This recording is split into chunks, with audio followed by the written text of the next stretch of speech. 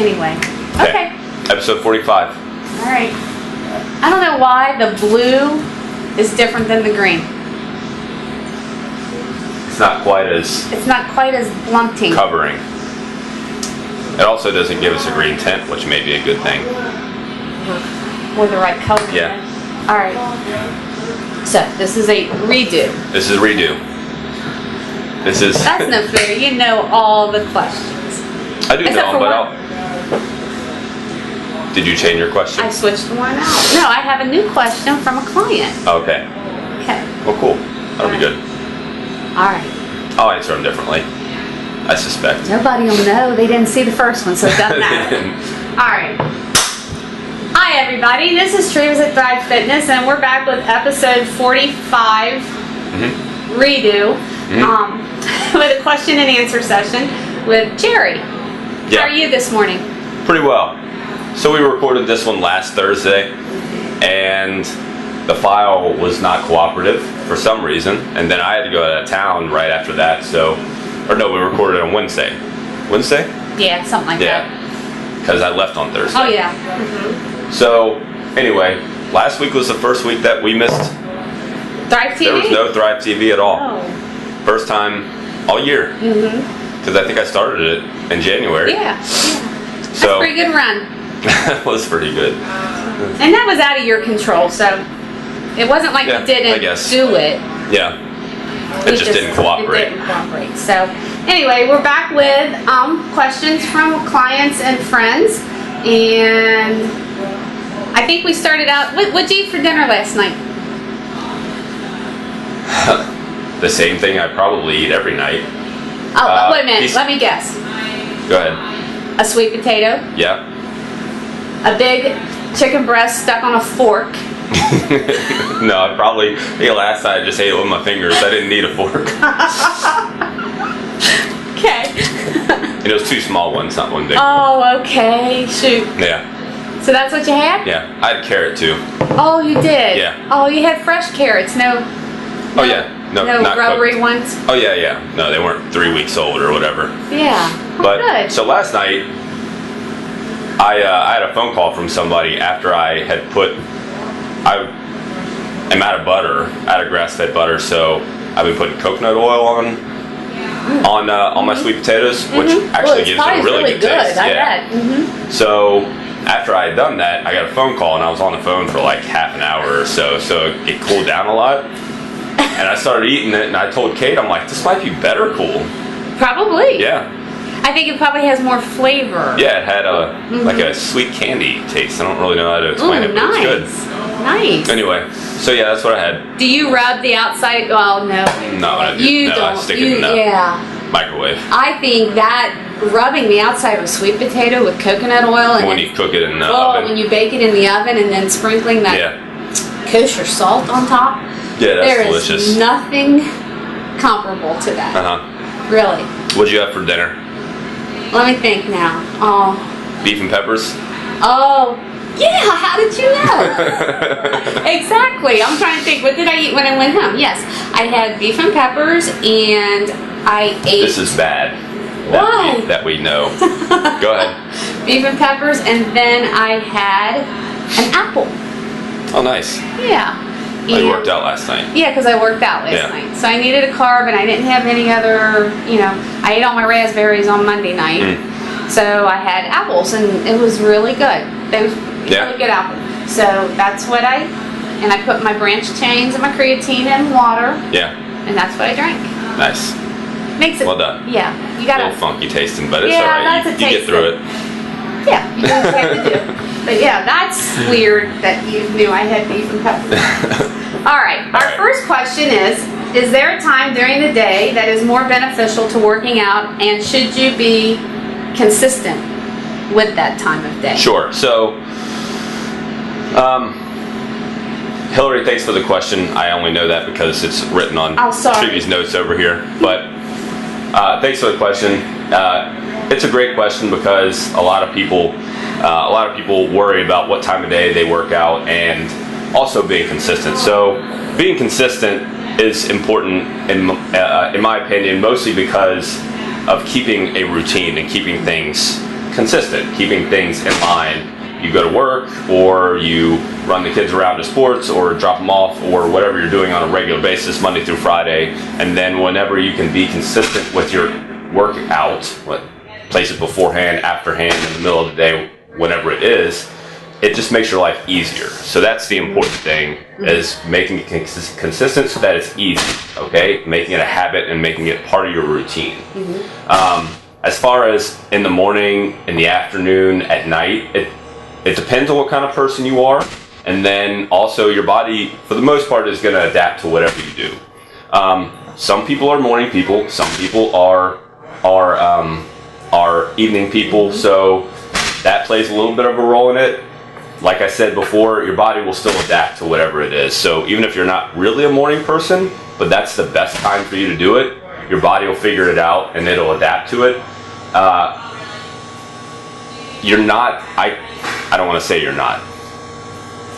It's beneficial to do it in the afternoon, later in the day, because you have food. That's what you talked about. You have food, you've eaten a couple meals, you've been awake, you've moved around, so your body knows that it's supposed to be moving, so you might perform a little better. On the other hand, in the morning, you haven't moved around, you haven't worn yourself out, you haven't had to use your mind a lot, you haven't expended a lot of energy, so you have this built up energy inside of you from sleeping all night and all the restorative actions that happen as you sleep. So there's benefits to both. I don't think that there's a right answer. It just depends on who you are, what your schedule is, and being consistent. Like I said, I think that's important. Being consistent is important because it has to be a habit.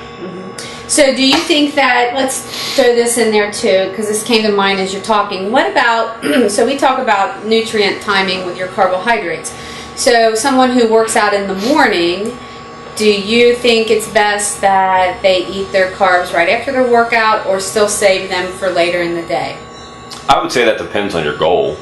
So for the average person that's just wanting to be healthy and, live their life and, just function better, move better, feel better, then having some carbohydrates right after your workout, I don't think is going to be detrimental. You're not going to put on, as long as you're not like just plowing in carbs all day. Right. If you have some carbs after your workout, have a couple non-carb, a couple non-carb meals, and then have some more carbs at night, then that's not going to be detrimental to anybody.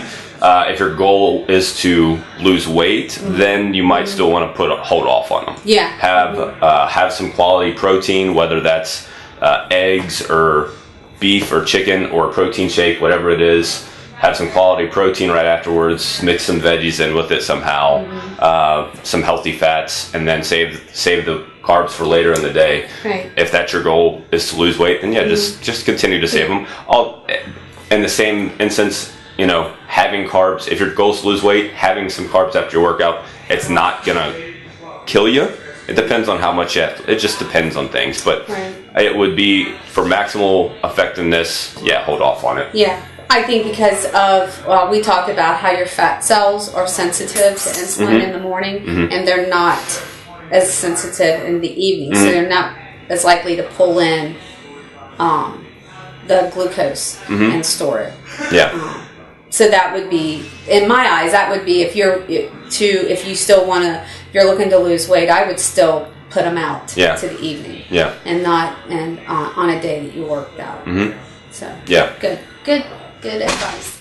Okay, our second question is from Sarissa. She's a former coworker of mine, and she talks about, when I exercise, I get an itchy burning sensation in my legs.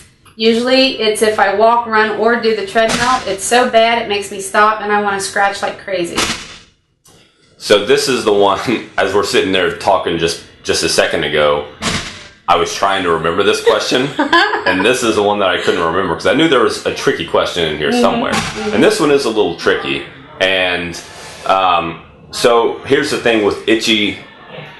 A lot of times when you talk about itchiness, especially when it's not like when it's not a scratch or something like that, when you feel something in your leg, in your legs especially, and it's itchy, tingly, numb, or anything along those lines, a lot of times you're talking about nerve damage or nerve compression. Okay, so a lot of people don't relate itchiness to nerve damage or nerve compression, but that can be from nerve damage and nerve compression. So if you have itchiness in your calf or in your foot or something like that when you're doing exercise, then a lot of times that can be from compression or nerve damage somewhere in your hip, typically from your sciatic like your sciatic nerve, which runs down your leg, goes through your hip, runs down your leg. So that would be my guess on what it's coming from. Now, she said that it's from treadmill. Treadmill. It doesn't matter if running, she walks, runs, or does the treadmill. Now,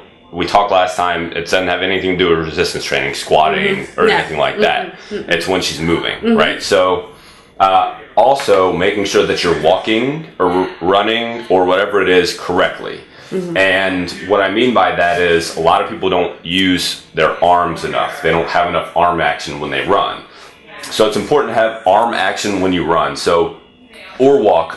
When you walk and you keep your arms still, your body has to counterbalance itself. So when your leg swings forward and your arm swings back, it's counterbalancing itself. So when your arms are to the side and your leg is swinging forward and back and your arms are staying still, your body has to counter somehow. So typically it counters through your hips and through your back, your lower back. And that's where a lot of back problems can come from.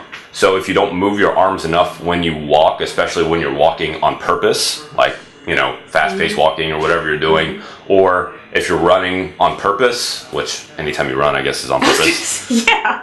Maybe if you're running from a fair or something. Anytime you're running on purpose. So when you're running, making sure that you have enough arm action so that you have enough counter to counter the leg swing that's going on during your walk or your run, so that the pressure's not going on your hip or on your back. Does that make sense? Yeah, I hadn't thought about that, but yeah. So try that. Try increasing your arm swing a little bit. I know it sounds funny, but like pumping with your elbows, okay? Pumping with the elbows is really good when you're walking and when you're running. And then also a chiropractor. I know a lot of people are scared of chiropractors. Ask around, find someone who, find a friend or somebody who's gone to a chiropractor and feels very comfortable with them. They are a little tough to find, one that you're comfortable with, and one that, they have this bad... They do. Yeah, they have a very bad aura to them for some reason. Back in the day, I think people thought they were snake oil salesmen and trying to do so. But if you can find one, they're invaluable to have. Absolutely. And it may just be a simple thing of decompressing through your SI joint or something like that, or maybe one of your lumbar vertebrae, your lumbar vertebrae may be stuck together. So. I would definitely do a chiropractor and then work on the walking and the running, helping moving with your arms. Yeah. Okay. Good. Good explanation. That's a good question. I had never thought about that.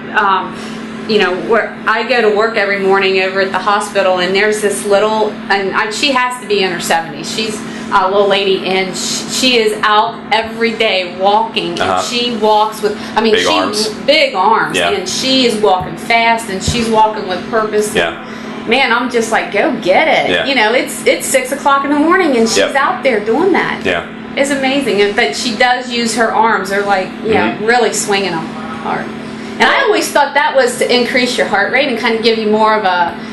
That's why I thought you used your arms. That's why a lot of people do that whenever they speed walk. When you see a group of typically women that are out walking and they're swinging their arms, they're doing it because it does increase your heart rate. Right. Getting your arms dead. I'm going to tell this story. So when we lived in Fort Thomas, or when we initially moved to Fort Thomas, my cousin still lived there. I think they still live there. And he was driving around, and he's driving down the road, and him and his buddy are in the car, and they see this guy walking down the road, and he's going like this, and he's going like this, and I think he had some arm weights on, and he's like, and my cousin's like, who is this guy? What is this guy doing walking down the road? And he gets closer to him. Your dad? Yeah. Oh. And it's Dad. Pumping his arms. Good. Pumping them forward, pumping over. Yeah. So anyway, no, having your arms, moving your arms above your heart increases your heart rate. Yes, it does, but it's also important for... Yeah, I never thought about counterbalancing. Yeah, it's pretty good. Yeah. Interesting. Okay, third question. Third question is from a nutrition client, Vanessa, and she asked, white rice or brown? Oh. There are going to be some people unhappy with this answer. Maybe not. Well, we'll see what. Okay. If we have conflicting answers here. Yeah, we'll see. Do we differ in opinion on this? So, white rice is my answer. Mm-hmm. And the reason that I say white rice is, number one, so rice doesn't have a whole lot of nutrient value anyway, right? So, it probably has one or two things in it that may be a little bit useful, but other than that, it's not a lot of nutrient value, and it's really just there to fill the void of carbohydrates, I guess, if you want something extra, right? Mm-hmm. So the difference when you're talking about white or brown rice, brown rice seems to have this ability to really gum up your works, if you will. Mm-hmm. Your body has a hard time digesting it. Yeah. Okay. And it just doesn't. Although people eat it because it's a complex carb and your body digests it slowly, yes, it does digest it slowly, but it's not a good kind of slowly. Mm-mm. It's a kind of slowly that your intestines get, just clogged up, and they don't digest correctly. So that's my simple answer. Okay. So what's your complex answer? It's not complex at all, but my choice is also white rice, which surprises a lot of people. So let me preface this by stating that based on what your goal is, that has full bearing on how much white rice you eat. So if your goal is to, if any, if your goal is to put on muscle and lean mass, and then you can definitely have more rice than someone who is wanting to lose weight. So if you want to lose weight, you need to really watch your portion size on your white rice and how often you are eating that. So the difference between brown rice and white rice is brown rice contains phytates, which is in all seeds, legumes, grains. So what they have done to take brown rice to make it white rice is they have removed that outer hull. And by removing that and the bran that's there, you have removed and significantly decreased the phytic acid that's in brown rice. What phytates do is it blocks your mineral absorption. It's like an anti-nutrient. It's an anti-nutrient. So just the long and short of it is, that's a grain, and seeds and beans and grains are the reproductive part of a plant. That's how it carries its life forward. So by nature's choice, they've encased those to make those nearly undigestible. And that's why brown rice gums up your works. It gums. You don't like the way I put that? So it is harder to digest because of the phytic acid that's in there. So you need to be that's why you need to eat white rice. Is when you look at food, you want to get as much nutrients out of the food that you can possibly get that you're putting in your body. So even though people argue that brown rice is better for you, the fact of the matter is it's really not better for you because you're not going to absorb the minerals and nutrients out of that you need to. Sure, and possibly other foods that you're eating with it. And it's and it'll block that. So that's why you want to go with white rice. You want to, if you're, like I said, you want to lose weight. It's not, I don't eat white rice. I eat white rice, but it's not a main staple in my diet. Sure. So, I might have it once or twice a week, but it's very portion controlled, and, you just do it in moderation. So it's not something that you want to use as your, some just break.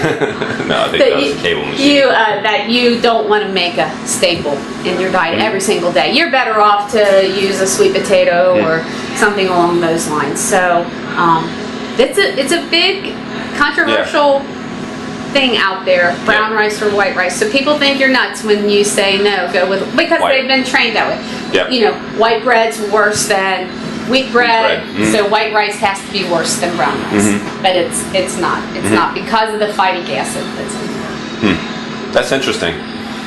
Yeah, I mean, those are things that you don't really and it's hard get on your into. gut. You don't really. Right, it really is. It tears your gut up because it is so hard for you to digest. And I imagine that a lot of people will eat brown rice and they may have some sort of indigestion or some sort of bloating or something like that. Right. And they don't even relate it to the brown rice. No, they relate it to whatever they ate with it, or something they ate before, or just that's just what happens. Right. But let's face it. Try if you are bloated after brown rice, or you feel funky or anything like that, try white rice and see if it helps. Right. Yeah. So, okay. Right. Did you have another question? Well, I have another question. Okay. Yeah. I want to kind of talk about deliberate practice. Okay. And versus greasing the groove. Or are they the same? Deliberate practice and greasing the groove. Right. Yeah, because you're curious in a resistance training world. Right. So they talk about deliberate practice. Yeah. That's what you need to do when you want to get better at doing something. You want to work on your weaknesses. You want to identify a weakness. You want to work towards improving on that. So my understanding of greasing the groove, from what you've taught me, is that it's kind of along the same lines. You're taking a step back in your training program to work on some weakness in a movement that you have. Such as, you made me grease a groove on deadlifting because something was wrong. And what happened? I got better at it. I wasn't happy about having to take a step back, but I have learned over time that greasing the groove is not a negative thing.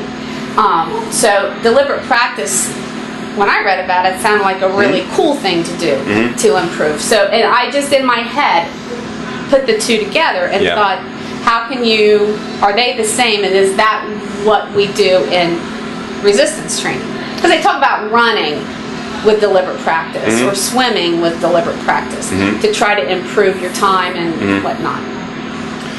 So I'm going to take a little bit of a different spin on this and say, number one, yes. So practicing on purpose is important in any aspect of no matter what it is. So I think last time I used the analogy of a violin player or something like that. So a violin player in an orchestra, they may have, maybe a handful of shows a year, six shows a year, like every other month, or even every month. So 12 shows, and the shows are maybe 2 hours long. So that's 24 hours of shows, of playtime, right?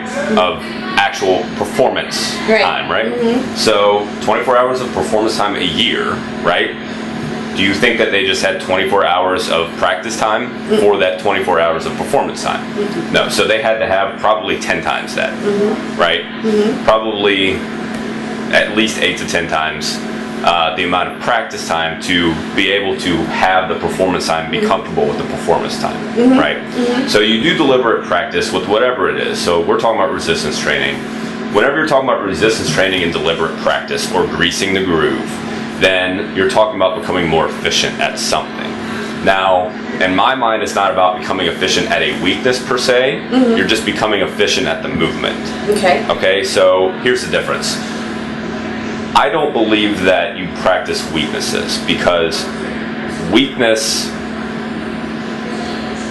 and this doesn't pertain quite as much to weightlifting unless you're like a power lifter or something like that. So if you're a power lifter and you're a great squatter but a poor deadlifter, then trying to concentrate on your deadlifts and get that up is just taking away from time that you could be putting towards enhancing your squat, which is your better lift. Does that make sense? So you're taking time away from your good lift, right? Your squat, which is what is your money maker, or whatever you want to call it, to practice on your weakness, your deadlift, right? Now with us, we're just trying to perform in life, and we're just trying to move well, feel well, and lift. You know, it's nice to lift weights, and that's all good too, but we're not trying to be good at one thing or another. We're just trying to move. So greasing the groove is becoming more efficient at the movements, especially the strength movements that we use: deadlifts, front squats, goblet squats, rear foot elevated squats, chin-ups, push-ups, and things like that. So it's becoming more efficient at the movement. So the more efficient that your body, there's a couple ways to get stronger. You get stronger by increasing reps, increasing weight, or becoming more efficient at something, right? Okay. So if you become more efficient at it, you don't have to expend as much energy doing it, so you can therefore lift more weight because you're not having to expend as much energy trying to control the lift. I see. Does that make sense? So I don't know. I've never believed in going back to just weaknesses and strengths. When you're talking about being a performer, whether it's sports or violin or whatever it is, like practicing flute to be better at violin doesn't make sense. Like flute's your weakness. You see what I mean? And obviously maybe that's a little drastic, but like in basketball, if you're a great rebounder, are you going to practice 3-point shots? But if you're under the basket all the time, why is it important for you to be able to shoot a good 3-point shot? Because the one time that you get the ball and you can do it and it wins the game. Yes. And they're going to go to you, the rebounder. Well, who knows? Who knows? I'm just saying. Yeah. You never know. Yeah. So, but I mean, you can look at those things, I guess, as weaknesses, like within your lift. I mean, like not being able to keep your composure posture, not being able to stabilize through your spine, not be able to keep your neck down, not being able to keep your knees from going into valgus. Because those impact your ability. And you can look at those things as weaknesses. So in that way, yes, you're definitely making sure that those things are summed up and that those things are not limiting you from being better at the movement, right? So it's becoming efficient at the movement and deliberately doing those things on purpose so that whenever you do decide you want to lift some heavy weight, then you can do it. And those things aren't limiting you. It's just that you're not strong enough to do it. Okay. You see what I mean? So performance should not account. A lot of people want to go into the gym. If you're talking about training, a lot of people want to go into the gym and they want that to be game day every time they walk into the gym, right? They want to break PR. They want to lift heavy every time. So every day just can't be game day in the sense that you just can't. 80% of lifting is practice, 20% is performance. And by performance, I mean like that's your concert, that's your game. You see what I mean? So. Okay, that's good. Good. I like that. That makes sense? Yes, it does. So, all right. Okay. That's a good question. Anything else? I don't think so. No, I don't think so. I'm going to be all alone this weekend, so. You have plenty of time to come up with some questions? Well, I have plenty of time to read so I can answer more questions. Okay. Yeah. All right, well. Kick them back and. Good job. Nice. Good job. All right, thanks everybody for watching and listening. Have a great weekend, 4th of July weekend. Yep. Any celebrations you have? Yeah. It is 4th of July. Yeah, the weather's going to be crummy here Sunday and Monday, they said. I think 90% chance of rain on Monday, and I don't know, they said Sunday and Monday are both going to be soggy. So, yeah. With that said, those are good reading days. Yeah. I'm going to the bookstore and getting me some books. Yeah. I don't have enough. anyway, thanks everybody. Sure. Have a happy 4th of July. Have a great 4th of July. That's it. That is it. Yeah. Yeah. Okay. Hey, good. Good. Good question.